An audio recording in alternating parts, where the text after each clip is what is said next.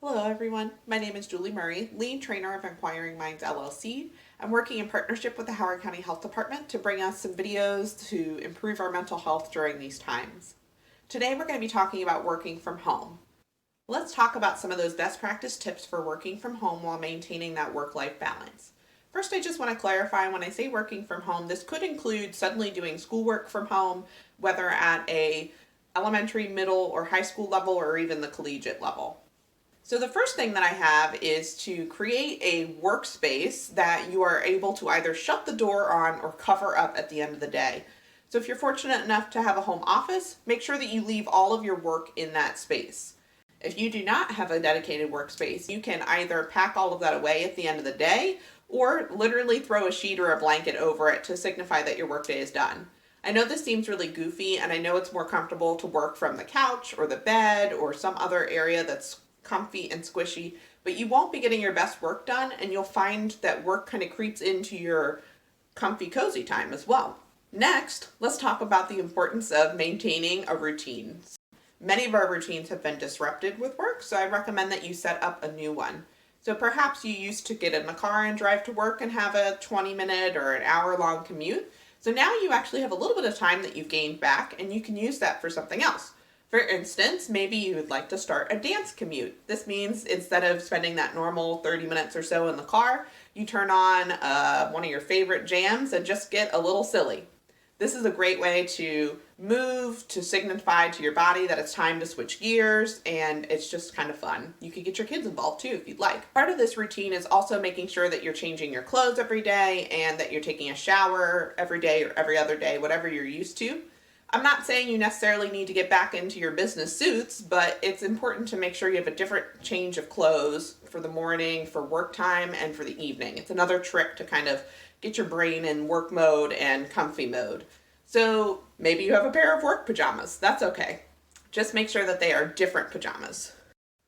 When talking about routines, it's important to note if you manage other people, whether or not you are an actual manager or if you're a teacher or something like that. Many of our routines have been disrupted, and we have different responsibilities now at home that we wouldn't have had before. So please keep this in mind when you're working with your employees and try to figure out what actually needs to be done at certain times or what areas you may have flexibility in. Another tip or trick is to make sure that you turn stuff off when you are done. So I know that sounds silly, and I know we kind of talked about that with the workspace, but for instance, maybe you turn off email notifications after 5 p.m. if that's when you're done. This is just another way to help create that divide when you are working from home or doing school from home, to keep things as separate as possible and have work mode and home mode so they don't kind of blend together.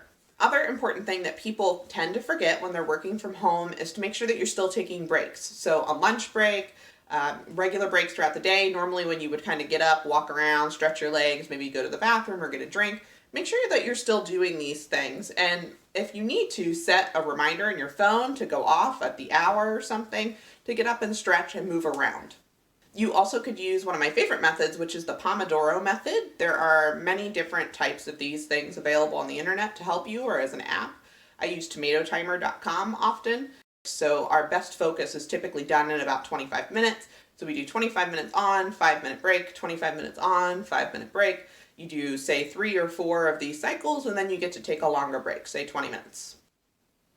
The last thing that I want to tell you about is video calls. Video calls are an excellent tool. It is so fortunate that we have the technology we do at this time to keep us connected. On the other hand, it's actually more exhausting to use video calls over face-to-face communication or phone calls because our brain has to work a little bit harder. So if you have any control over this, I highly recommend doing moderation of video calls, phone calls, and emails. So do some sort of combination of all three to help communicate with your team, your employees, your loved ones, whatever, but just make sure that you don't overdo it on the video calls. So let's do our wrap up real quick. First, have a separate space or have a way to cover up or pack away your work at the end of the day. Make sure that you have a new routine that incorporates good breaks and showering and all of those life things you need to get done. Daytime pajamas are totally acceptable. Just make sure you have nighttime pajamas. Be flexible if possible. We're all under a lot of stress at the moment. Make sure you turn off notifications on your phones after work time is done. Take lots of breaks, maybe use the Pomodoro method. And video calls are great, but in moderation. If you like what you're seeing, please make sure that you follow Inquiring Minds LLC and HOCO Health in order to stay up to date on our mental health resources being shared at this time. If you would like further information on behavioral health resources, you can call 410-313-6202 or go to howardcountymd.gov/gethelp. Thanks for tuning in. We are wishing you good mental health.